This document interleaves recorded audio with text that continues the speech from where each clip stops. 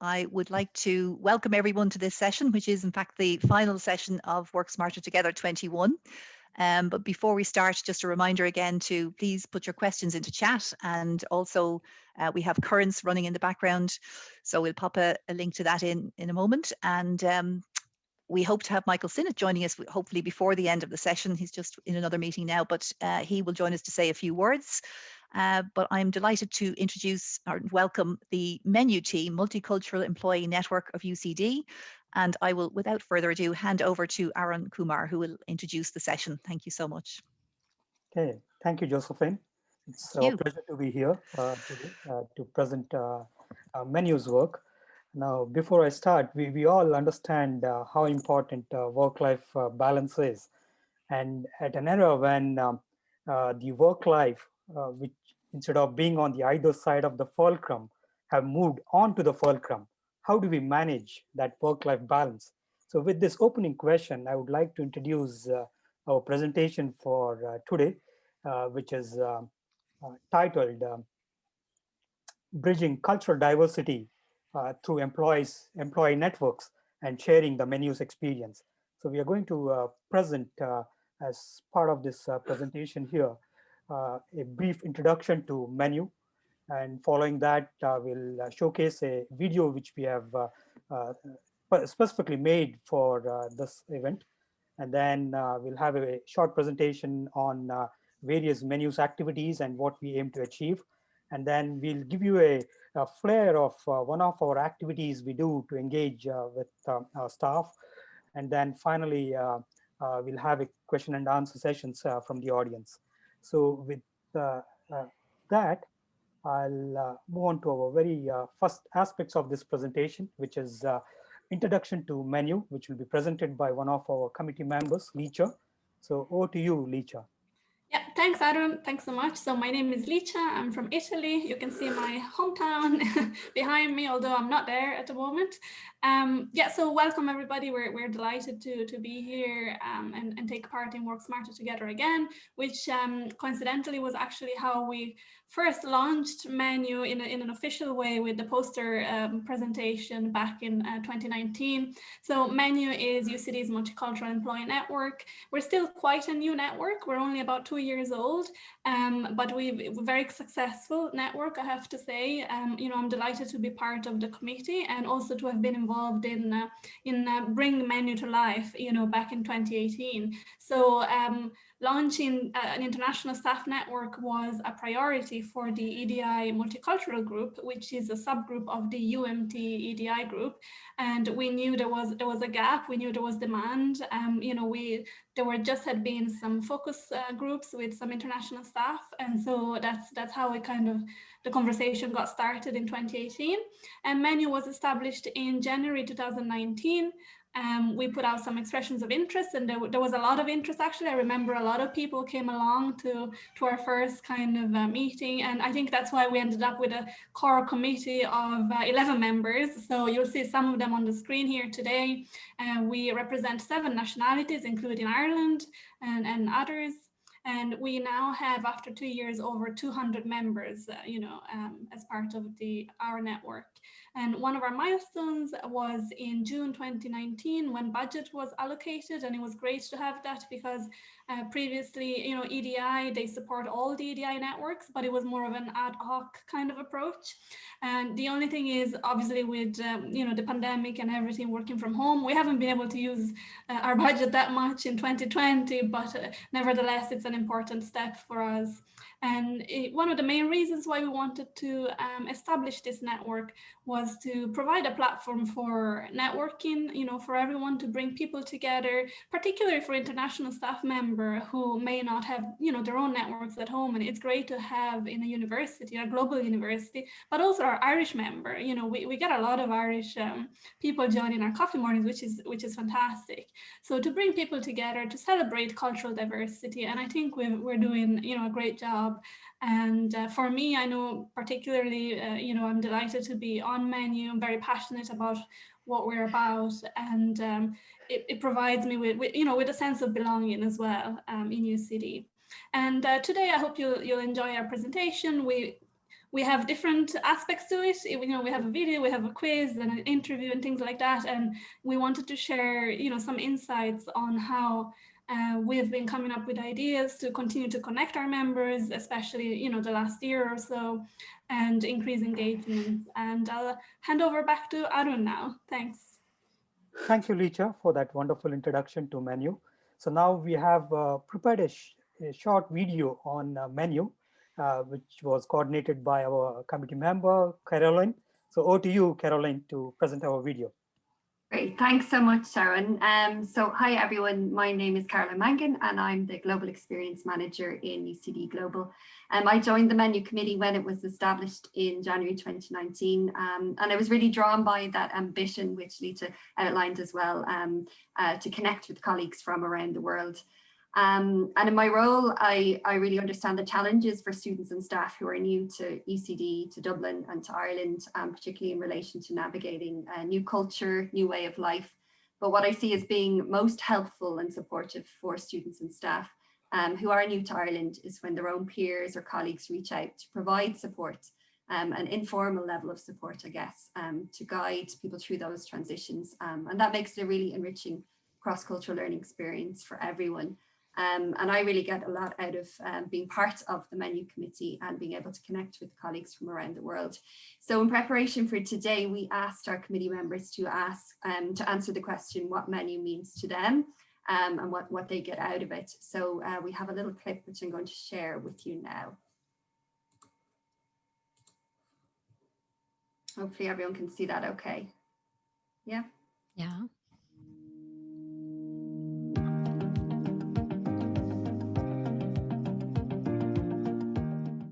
As the co-chair of Menu, namaskara to all of you. This is how we greet others in my culture, a very pandemic-friendly approach indeed. For me, Menu is a platform for unlimited opportunity to engage in learning. Hi, I'm Kiara. I'm from the United States.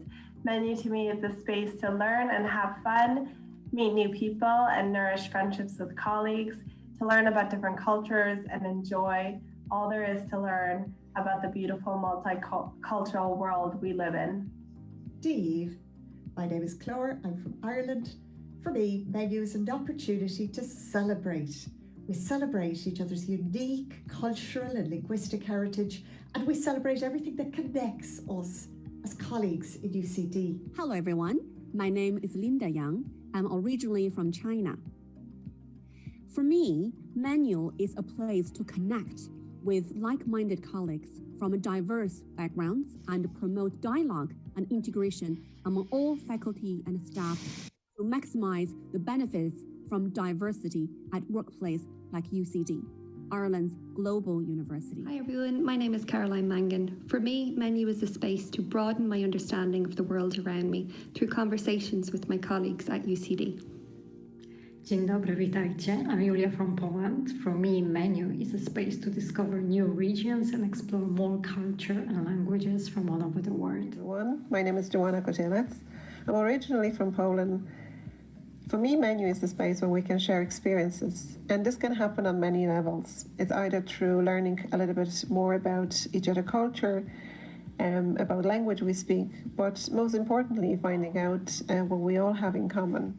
Hello, здравствуйте. My name is Uliana O'Neill and I'm originally from Russia.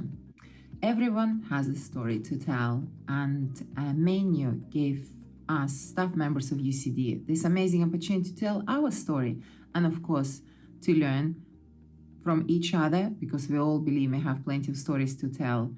I have to say that in the last year, I have learned so much about different cultures. We hosted amazing workshops, webinars, and coffee mornings. And I would like to say thank you to all of you who took part and join us. Спасибо.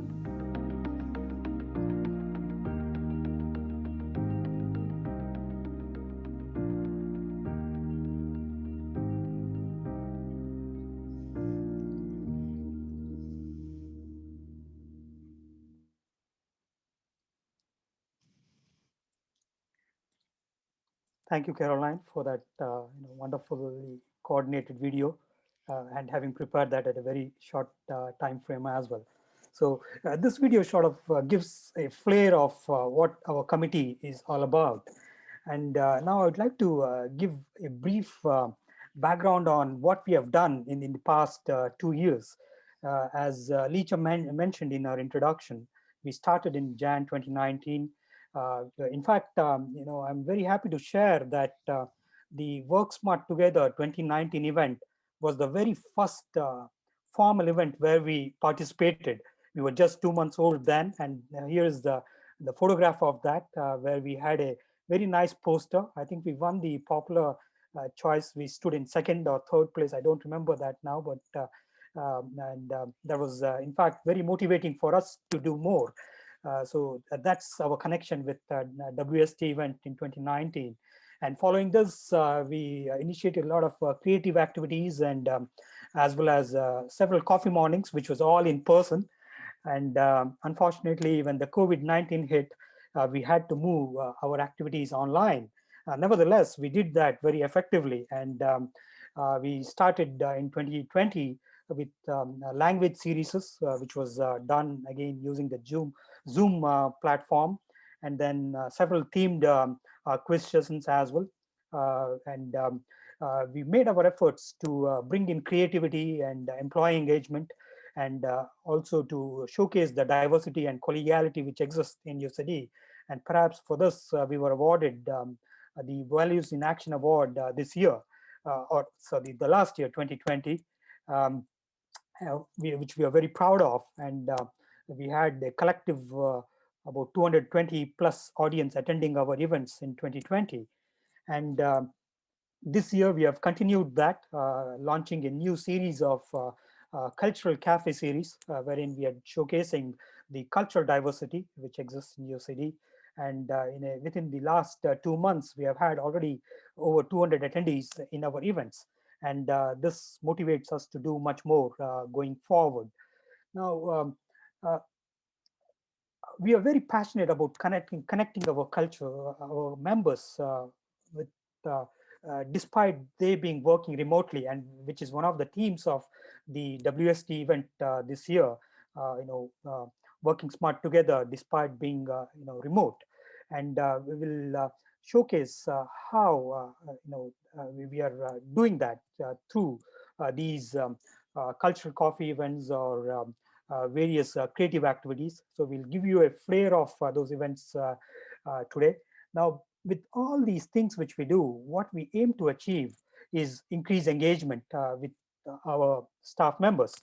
Now, we recently did a survey wherein, although this was for a very short duration, but nevertheless, as you can see, more than 95% of our members have attended at least one or more events of our menu, and that shows the effective engagement from our members. And often it's just not the menu members. A lot of non-members do participate in our events, which we are very proud of. We encourage that as well.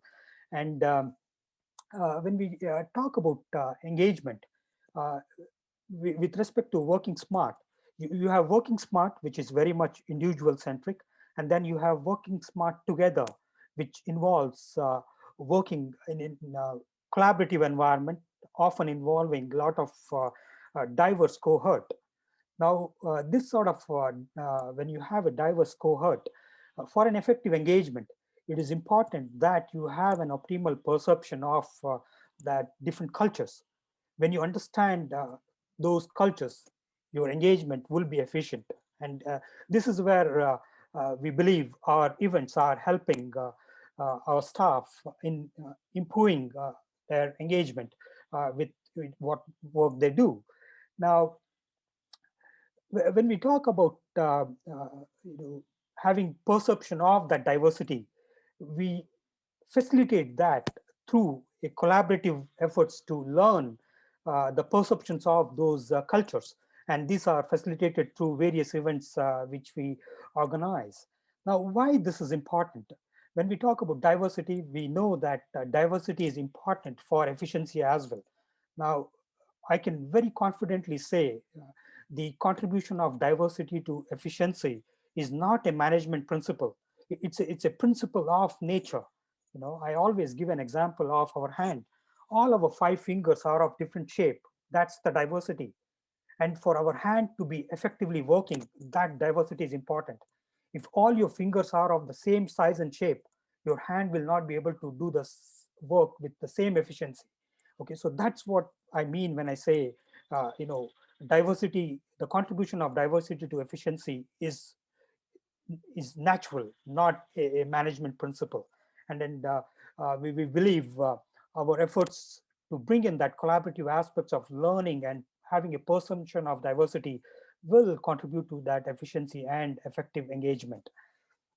Now, we also facilitate that through various creative activities which we have been running. And in our survey, we saw that majority of our participants were very satisfied with our events, and they also felt that our events were contributing for effective employee experience as well. Now, although these are about 90%, but we do have some amount of work to do and address the ones who are not getting what we want. And this is what we will try to look in our future events to see how we can achieve that and improve upon what we have already achieved so far. Now, one of the aspects which is important to us is connecting with culture as well. As you saw in that video, one of our members suggested we all have stories to share. And often these stories have an aspects of commonality. And what we are trying to do with our events is to bring in and unite the commonality in the diversity which exists at UCD. So uniting the commonality in the diversity is one of our aims as well. You know, coincidentally, this abbreviates as UCD, which we are definitely very proud of. Okay, with that, we would like to give you an aspects of some of our creative activities. One such will be an interview style, and that will be followed by the quiz. So now we'll give you an flair of the interview which we will be doing as part of today's presentation, which will be run by Licha. So over to you, Licha. Yeah, thanks, Arun. So we thought it would be fun to do a nice little interview to dig a little deeper on some of the themes that we're talking about. So Arun and Julia will be with me talking about it. So I'll start with you, Arun. So as a co-chair of Menu, could you tell us a little bit more why you decided to volunteer, you know, at the very beginning 2 years ago, to be part of the network and then to become one of the chairs as well? And, you know, why do you think it's so important to have this type of network in UCD? Absolutely, you know, that's a very good question, Licha. I mean, as I said just now, I strongly believe that diversity is very keen for anybody to be very efficient in what they do, you know. And I did give an example of the hand, and I'll tell you why. I'll take another example as well of that diversity. You know, we are roughly made of about 100 billion different cells, and each cell in our living system is outnumbered by at least about 100 folds by microbes. There is a microbial diversity in our system as well. If that microbial diversity doesn't exist in our system, believe me, we'll be very sick or dead. So that diversity is important for what we are, and for that living should be functioning in a very effective way. And as I strongly believe in that, that's what motivated me to come in and join and co-chair this committee to see how we can showcase and integrate that diversity very effectively for optimal employee engagement. And I hope we have achieved a small fraction of what we thought so far. We have a long journey to achieve. And then in my view, that sort of a platform which gives us to integrate and showcase and that diversity in our day-to-day activity was my motivation to come into Menu. Yeah, thanks, Arun. So some fantastic metaphors and examples today, and you can tell he has a science background. So Julia, I might ask you the same question. You're a very passionate, very committed, very proactive member of the committee, very much involved in organizing a lot of the activities, which is why, I asked you to be part of this interview. So the same question, why did you decide to volunteer? Why do you think, men is important for you? Well, I first think there was a really need to have a platform for sharing experience of living in different country, I think, with other people and in similar situation. And in a way, it was a way for me to find people who miss home as much as I did, and also people who are eager to share their traditions, customs, and culture. For me personally, I feel this constant hunger for learning more about other cultures, just to know more about the world and about the people. In general, I think Menu it is a great platform to meet people who share similar passion, like you, Licia, for example, passion for languages, and who are open-minded and have a will to explore the world. Yeah, I completely agree, Julia. Well put. That's great. Couldn't agree more. So, Aaron, a question for you now. So we mentioned that Menu is a bit of a success story. From 2 years, so many members, fantastic potential. The Values in Action award that we won in December. What do you think contributed to Menu's success? Over the last couple of years. Yes, again, a very good question and very relevant to the current theme of WST, which is, how effectively engage when we are working remotely.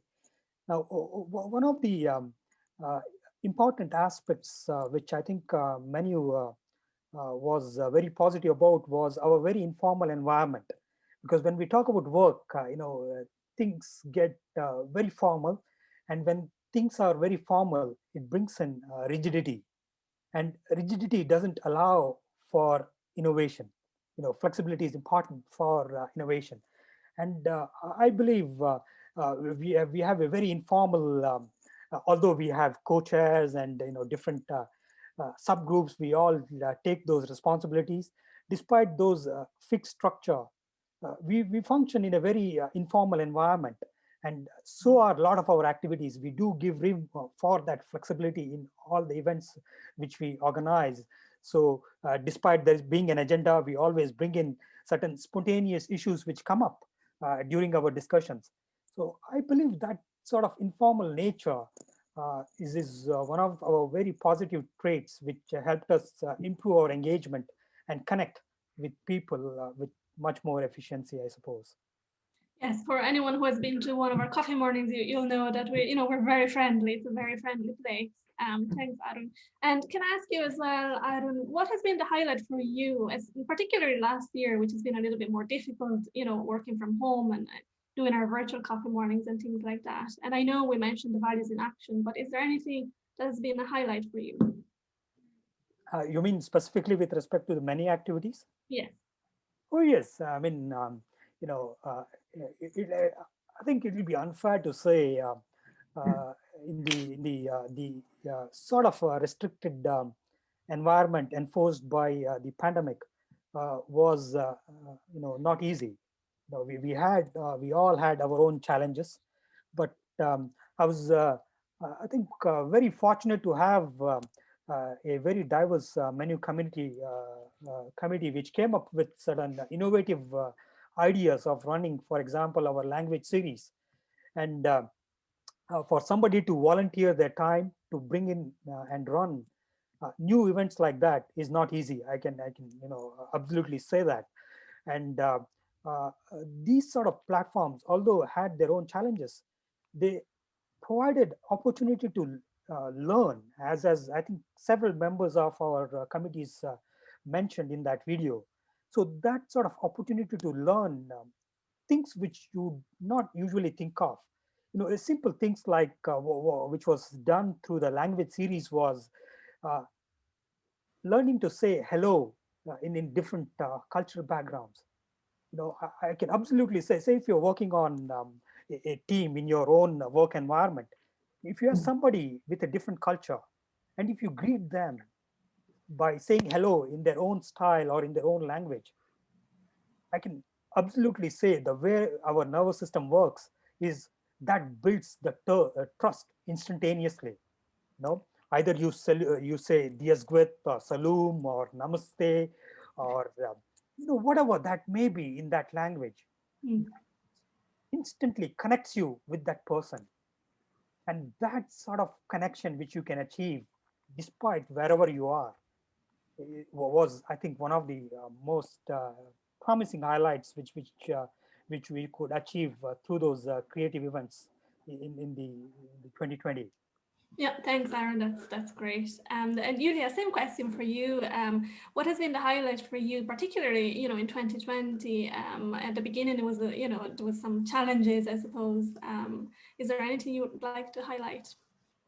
Well, it's a difficult question because it's so hard to choose like the one highlight. But so I'm going to give you a few examples. For example, I really loved Italian class. When we brought 5 of our members together, we had Licia, we have Irene, Adamaria, Antonella, and Juliana. They didn't know each other before, so they just started to work with each other to deliver presentation. They are from different country, the same country, but different regions. So it was so full of interesting insights. Then we had fantastic language sessions about Hebrew with Jacob and Arabic with Swat. I knew close to nothing to those languages, so it was really fascinating for me. Then we have Jamrock with Christina, who is here with us today as well. And that really made me want to go to Jamaica and learn things about this country. Then we have Spanish class with language and culture with Gisela and Irene.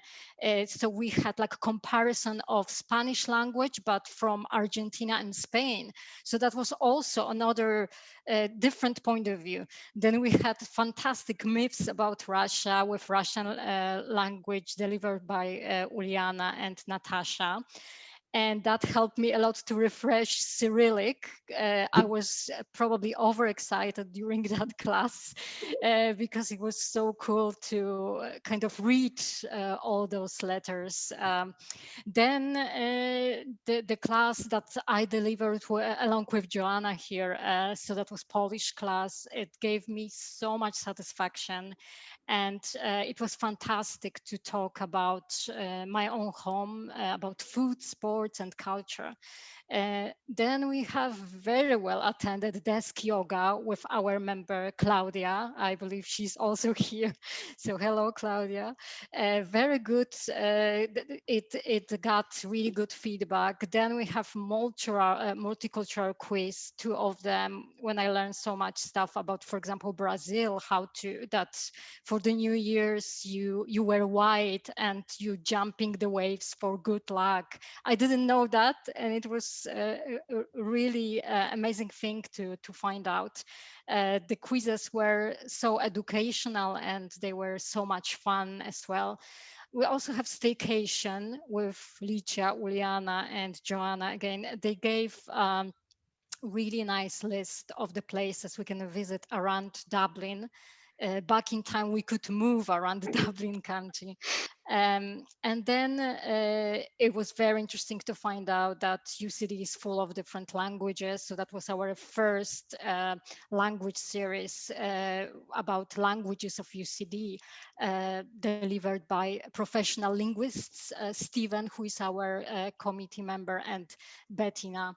Then Irish class with Claire and Aisling. I believe Aisling is here as well. So it's so nice to know that our presenters, our members are following us and they are always engaged.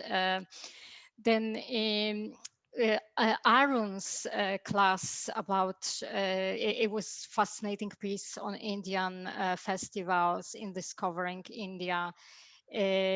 About colorful traditions and seasons, how important they are. Again, I'm counting more on this Discovering India series, and I think Aaron is planning more in the future.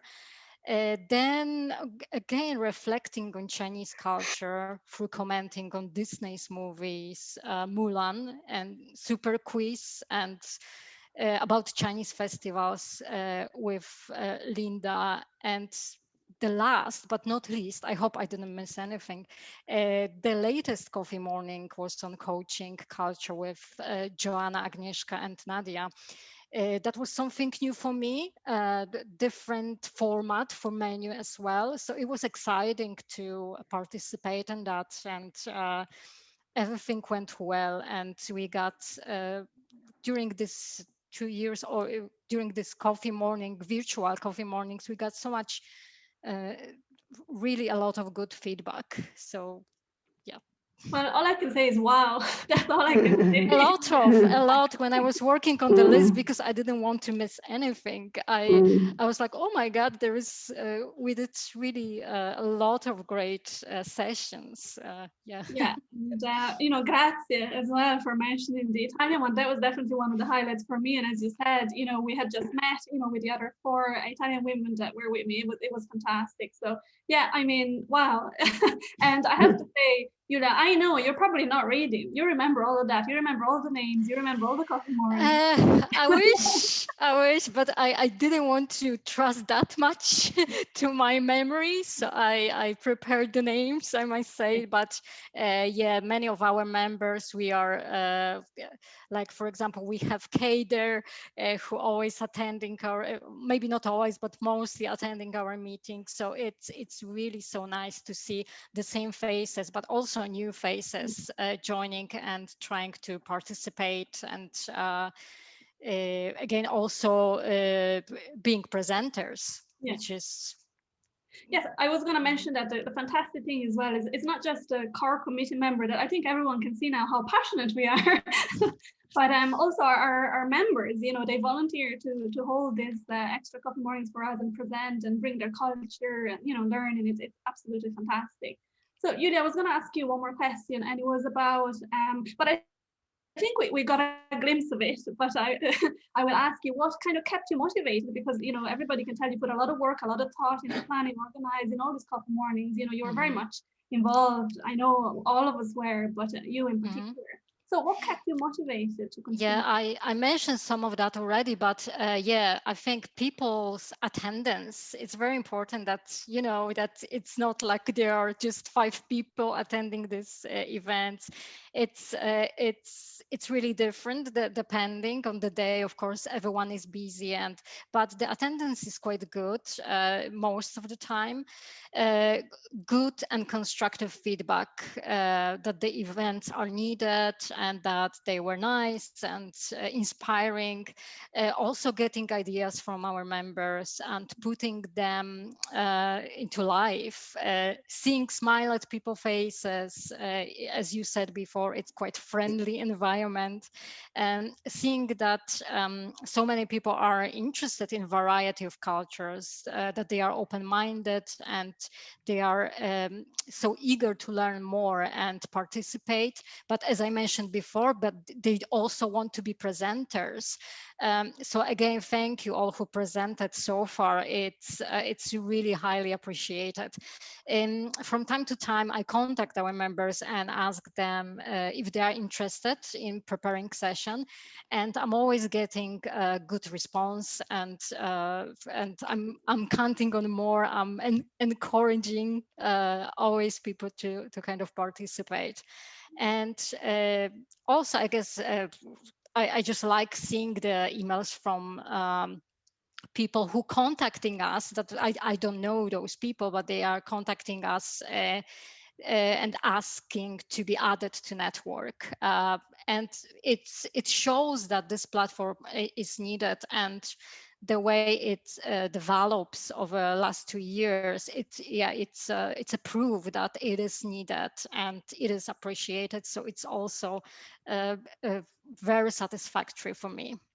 Yeah, again, that's wonderful. I completely agree with you, and I'm always promoting Menu, especially if there's new staff joining. I think we would have got two members this week that I was encouraging them to join. So we're coming kind of to the end now of the interview. So Aaron, I'll ask you one more question. If you want to tell us a little bit more about what we can look forward to in 2021 for Menu.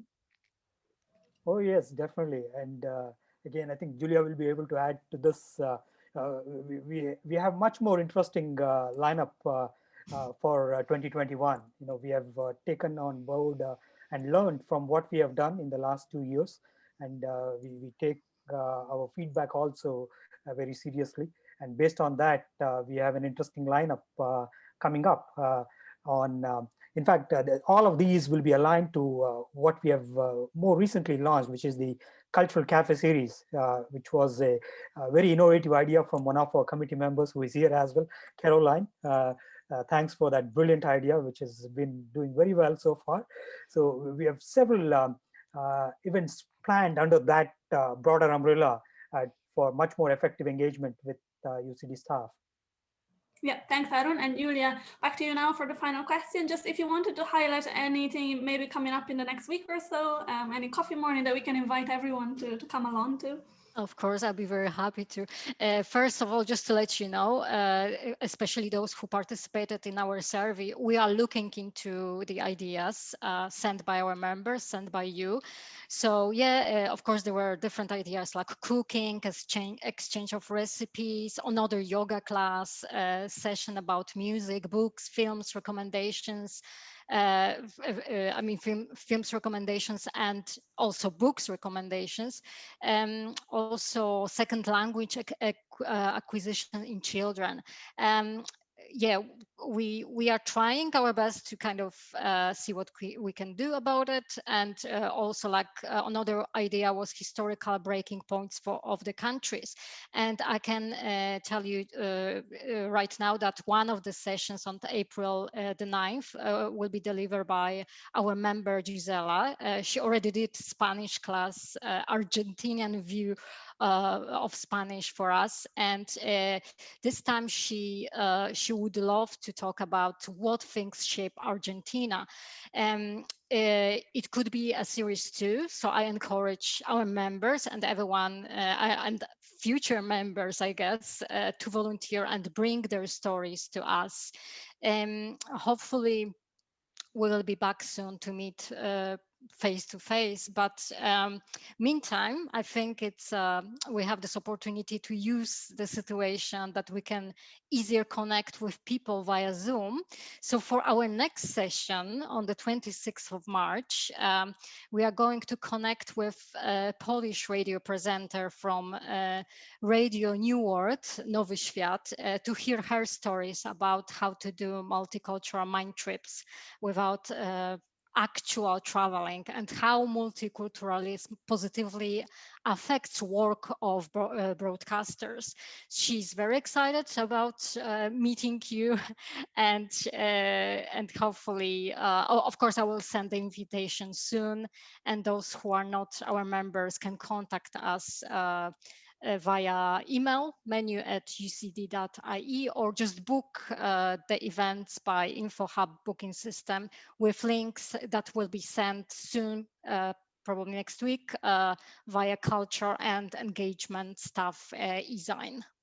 Yeah, thanks, Julia. That was fantastic. I mean, multicultural mind trips, sign me up. You know, definitely I will be there. That sounds very interesting. And thanks for Caroline as well for popping in the email and everything in the chat. So yeah, that concludes our interview. So thanks, Aaron, again. Thanks, Julia, and grazie mille. Right. Thank you. Licia. Okay, so I think sorry, I can take over from here. Yes, I wanted to formally invite. Oh, sorry. I thought you. Yeah. Okay. So I wanted to. So we have a next interesting aspects of menu quiz, which will be run by Joanna. So over to you, Joanna, to take us through this. Perfect. I think we can exit first. Maybe we can exit first the quiz. So I just say a few words how it works. So first of all, thanks a lot, guys, for the fantastic interview. And I think I mean, it's fair to say every session is a highlight. It was a highlight. So it's hard to find the best one. But when I was listening to the interview, like one thing that came really, really strong for me is the power of people and power of members that come up with ideas. Because we as committee members, we also have ideas, but we don't want to impose those ideas on everybody else. So the fact that other people bring in and join, it's fantastic. And another thing, like I would never look at my hand the same way as I used to. It's so diverse. So that's what that's my highlight. Aaron, after that. So now what I would like to move on is the last part of our presentation today. And sorry, the very last one would be question and answers, but this one also would give you a sense of how we engage and interact. So we were going to have a very short quiz, and how it works, it's going to be a very simple quiz. We will ask you a question, and that gives you a sense and a flavor of what we also bring to each of the session. We try to bring the engagement from the people who present, but also get the audience to engage. And what better way of engaging with people if not asking them questions and getting the answers. So what we do, because I would like also each of the committee member who developed the question just to say a little story. So it's not only the answer that you get, but you also get something, little nuggets with that as well. Why? So I think on that note, I will add, okay, we can move on to quiz now, Aaron. That's a green light for you now for screen sharing. Okay. Thank you, Joanna. So the very first question, if I ask you, and I hand over in a minute to Julia, I hope she was able to get a bit of a drink of water after the interview. What I will ask you guys is just to put in a chat function. We make it very simple, like why not? Just to put the answer to the question, okay? So Julia, over to you with the first question.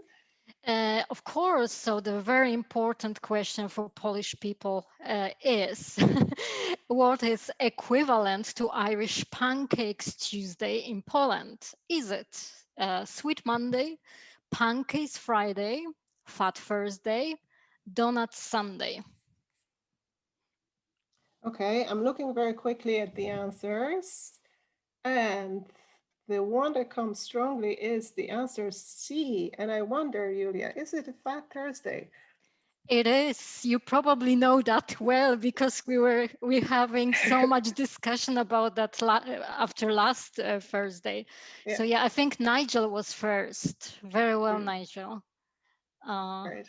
You might get a donut. No, Emer. I'm sorry, Emer. Navid as well. Or yeah, Irina Buksha. Yeah. I'm sorry, I missed your names, but yeah, very well. Yeah. So it is Fat Thursday. We eat a lot of donuts on that day, and yeah, it's like a tradition. You absolutely have to have at least one, but it is the more you eat, the better. Not for your health, obviously, but yeah, you can gain a lot of respect if you eat like 5 on the day or even more than that. Yeah, and Polish donuts are slightly different. They actually less healthy looking, but they're delicious if you ever get a chance. So, okay, we can move on to the second question, and for that question, I'll take over here. So we balanced it with a lovely cuisine question with a bit of a history. So the question is very simple. What was the first capital of Poland? And please do not Google it. Okay, we'll give you a chance. Yes. You pronounce them for us. Oh, sorry, I should pronounce that. Wow, of course. Will I be able? Okay, so the first one is Gniezno, the second one is Krakow, and the third one is Warsaw. So Gniezno, I should actually say it in Polish, Kraków, Warszawa. Thank you. So we have the answer coming in and a variety of the answers. But the one that comes strongly, which is correct, is the answer B, which is the answer A. Sorry. This is me. Sorry, I'm from Krakow, so I got distracted. The first capital of Poland was Gniezno. I keep saying Krakow. No, it was Gniezno. It's the historic. No, sorry, I get distracted when I look at it. This is how much Joanna I is from Poland. Krakow. That's why she thinks No, that's the only capital of Poland. no, I don't think so. I don't think that. I do miss Krakow. That's what I wanted to say. So that's why Krakow, it's on my mind. Back to Gniezno. Gniezno was the very first capital of Poland. And just to give you a little legend that I think it was a lovely legend that we've as kids used to listen to. Gniezno was set up a long time ago as a capital in 11th century, and the legend tells that there was at the time there was a lot of tribes, Slavic tribes in the country before the country was formulated, and one chief of the tribe whose name was Lech, he was traveling on his horse and he saw a beautiful valley and there was a beautiful oak, and on this single oak there was an eagle sitting on it, as they used to sit on the oaks. And Gniezno in Polish sort of is close to the word nest, and the eagle had the nest. And he thought to himself, this is the beautiful valley. This is where I'm going to have my nest, and set up the capital. Just a little thing, just to say, the picture beside that you're looking at, this is not like how Gniezno look like these days, and it's not actually a picture of Gniezno, but I couldn't resist the reason why I included it. This is a small, this is an archaeological site in Poland, one of the most significant, which is situated very close to Gniezno, and it's called Biskupin, and it's one of the most important archaeological sites, and it goes back to the 8th century BC, Bronze era. So anyone who will be in Poland, if you travel to the west part of Poland, this is where Julia is from, you definitely can go to Gniezno and visit Biskupin, and the biggest city over there, Poznań. So that's from me. We're moving on to the next question, which is and I hand it over to you, Aaron. Thank you, Joanna. So this question is, in which of the following Indian festivals are boat races a special feature? The options are A, Rangoli Bihu, B is Onam, C, Sankranti, D, Navratri.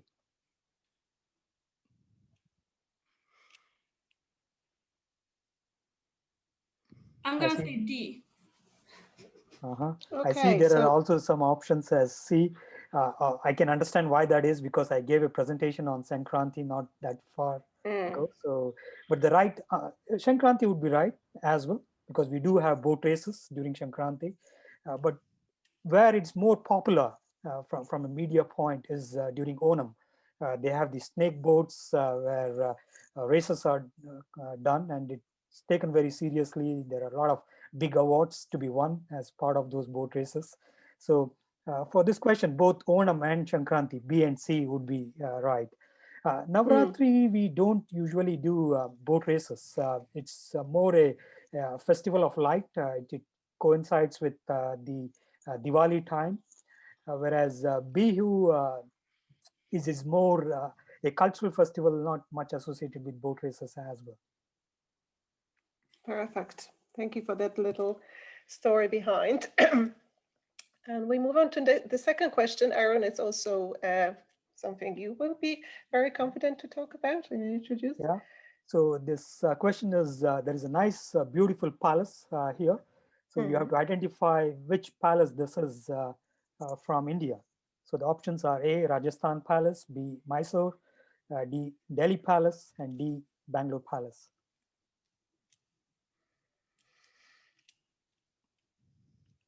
I see most of them have. Navneet says Mysore, so I'm going to go with Navneet. I know. Yeah, that's the right answer as well. It's a very popular palace, which is about 2.5 hours drive from Bangalore. And there is also a royal family associated with that who are still living. And, fortunately or unfortunately, they're not as popular as the British royals. But nevertheless, they're less controversial than them as well. It's a beautiful palace. It's open for public to view. And during the Navratri festival, there is a big event here which is organized at the time of October every year. And people from all over the world come over to join that cultural event associated with this royal family. Perfect. Thank you, Aaron, for that. We move on to the next question, which we are now, there will be a question from Ireland. I'm going to read out the question, but if Claire is there, I'm sure she is, I give a little bit after we get the answer. So the harp is Ireland's national symbol and has been played in country for over 1,000 years. In what year was the instrument inscribed on the UNESCO list of intangible culture heritage? Was it A, 2017, B, 2018, and C, 2019? I think it's Ashley and Joanna today to help. Sorry? I think it's Aisling is our expert. Aisling as well. Perfect. Okay, so Aisling, great. So we give it just half a minute to respond. Half a second is fine as well. A second is gone, half a second. Yes. So, okay, we have the answers, but maybe I get Aisling or Claire to give the answer, and I don't want to own the answer. Thank you. So the answer is C, which is 2019. And I just wanted to share with you an old Irish fable connected with the harp. You might have heard of it before. It's called Larry Lynchach. So if I could just read the short story about a king in Ireland who was named Larry Lynchach, and he had an unfortunate physical condition in that he had horse's ears. So he managed to keep this a secret by growing his hair very long to conceal them. However, when the hair grew too long and he needed a trim, he would send for a man to come and cut his hair, and then he would have the poor fellow put to death lest his secret be revealed. So one year, the king sent for a widow's son to cut his hair, and the widow pleaded with him not to have her son put to death. But Larry was so moved by the widow's pleading that he promised not to have her son killed, but this was the only condition. This was only on the condition that the son would never speak of what he saw. So the widow's son duly cut the king's hair, and some weeks passed and the son became very ill. His mother sent for a druid who told her that her son was burdened with a heavy secret and he would only get better by telling the secret. So the druid advised the son to walk to where 4 roads met and tell his secret to the first tree that he saw there. The son followed these instructions and was very soon well again. However, the king's bard was in need of a new harp and had a harp fashioned from the very tree to which the secret had been told. And as the bard began to play in the king's court, the harp sang out, "Larry Lynchach has horse's ears," over and over again. And on hearing the harp song, the king was so overcome with remorse for putting to death the many men who had previously cut his hair. So he vowed never to slay another person and had his hair trimmed to reveal his horse's ears to all. So that's just a short, funny story connected with the harp there. Great, Ashley. Thanks for sharing that. And this is one of the beauty of those exactly.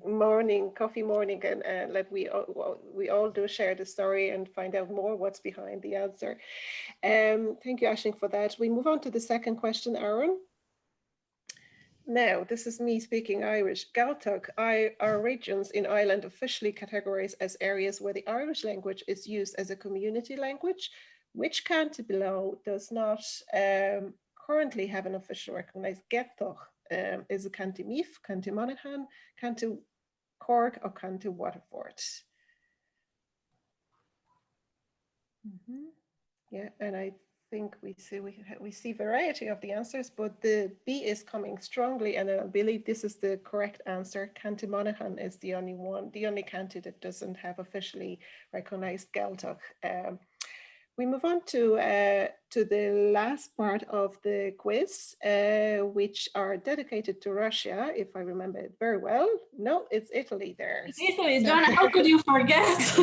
Yeah, I know. This Italy is shining in the middle. So sorry. So the question very quickly, because I'm conscious we also have less than 10 minutes. The average Italian household consumed 37 kilograms of what per year? And then I will give Alicia a chance to say. Yeah, I think we're getting, people saying A, B, and C, a lot of, because obviously You know, Italian people eat a lot of pasta. Surprisingly, it's C, so it's coffee. For pasta, I googled it. It's about 23 kilos per year. Jesus. And for pizza, actually, we tend not to eat too much pizza. It's for special occasions like a birthday or something. We might actually maybe just have a slice as a street food. Sometimes. But pizza is more for special occasions. But coffee, yeah. One funny thing is I don't drink coffee, for example. So there you go. I'm not the stereotypical Italian. Yeah, but there are other Italian people who make up for that for you. So the answer was coffee. Coffee is the correct answer. Yes, great. So everything in moderation, guys. We move on to the next question. Now, on the 6th of January, many Italian children may receive a big stocking full of coal. Why? Is it because they need to help out with making aluminium because they've been naughty, or is it a prank? And I'll give Alicia now a chance to respond.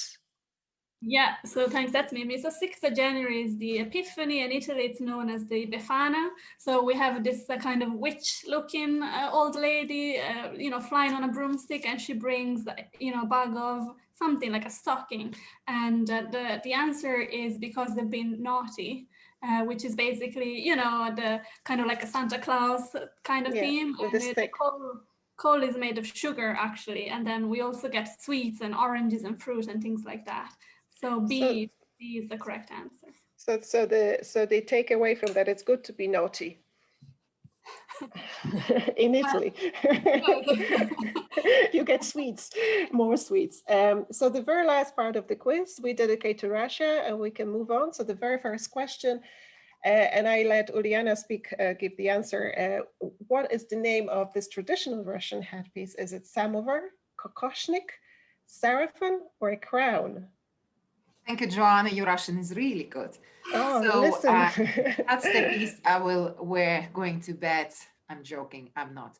But yeah, guys, that's a traditional piece. And obviously, it's actually been, I Googled, I didn't know, but it's existed since the 10th of century. It's quite old. So what we have, let me see. So the answer is? So the answer is the kokoshnik. That's how we... Kokoshnik, yeah. I was very close in pronouncing. And I'm sure a lot of you have seen on when it was a big sports event in Russia 2 years ago, it was a lot of supporters, ladies had the kokoshnik. So yeah, it's a nice part of the Russian kind of folklore dress, and it's very pretty. Yeah.